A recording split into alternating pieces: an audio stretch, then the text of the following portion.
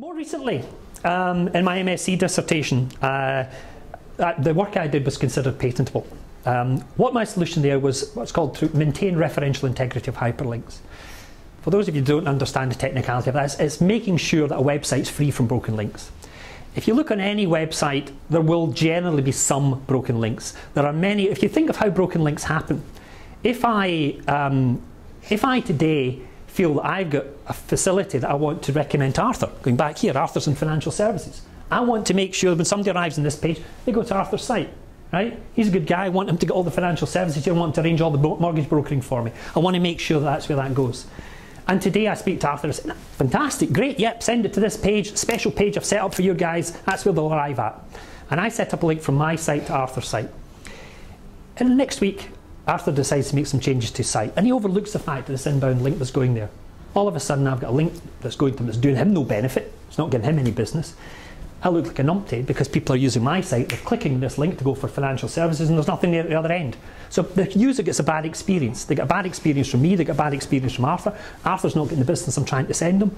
Nobody's winning out of that situation. And that's what broken links are all about. There are many solutions out there that maintain broken links. My solution worked infinitely faster than anything else. And to give you an idea, on one of our sites, the Home Sales and Letting Direct website was called worldhomes.net. And in World Homes, we had lots of other people's properties, the name suggests, on a global market.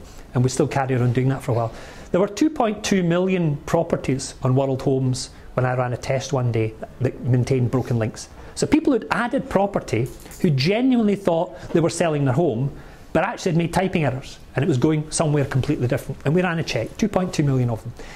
If we ran a check using conventional software to actually go through all those links at that time, and relatively low, bear in mind we're not talking the high speed bandwidth we've got nowadays, it was taking about 14 days to check that number of links. My solution did it in half an hour, right? Radically different. We would basically be able to set up something that we did every 4 hours we would go back and we'd check every single link in the site. And what we would then do is we would maintain that. Instead of somebody clicking on a link and finding there's a broken link at Arthur's end, we'd identified the link was already broken at Arthur's. So when they clicked on that, we would manage the traffic. And we'd say, I'm terribly sorry, we were trying to sell you to Arthur's site, but unfortunately, he's offline at the moment. But here's some other people who might be able to maintain services for you that would be of interest. And that was largely what the whole concept was about. However, as I started to build this idea, Audi were running a TV advert at the time. And their campaign was basically saying, you know, on this new Audi, I don't remember we've had, on to the next slide, sorry. We've had, NASA have done 6,509 new patents, and in this Audi new car, we've got 9,621 patents. Now getting a patent's expensive. What on earth could somebody find in the car? It's an internal combustion engine that propels you from A to B. It's got 4 doors that open and close. What on earth can they find to patent in that vehicle that accounts for 9,621 patents? It kind of makes a whole farce of the patent process when you think of it. But worse still, from my point of view, I thought, you know, someone looking at my idea, because ultimately it's not the patenting, that's not the problem.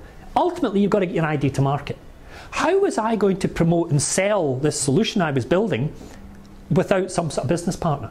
And the minute you expose that to somebody, the minute you go along and you say, here's what I've done, here's how it works, here's the patent behind it, somebody can either do one of two things. They can either buy into your technology and pay you money for it, or they can look at it and say, reverse engineer that, find a way of doing that without infringing that patent. And if you can find 9,621 new patents on a new car, you bet your bottom dollar mine smarter than mine would be able to do that. So it rather made me think, you know what, this is probably not the right direction to go in. And at the end of the day, I've got a solution I use for some of my own clients, but it's never seen commercial light of day because the cost of getting it to market is just far too great.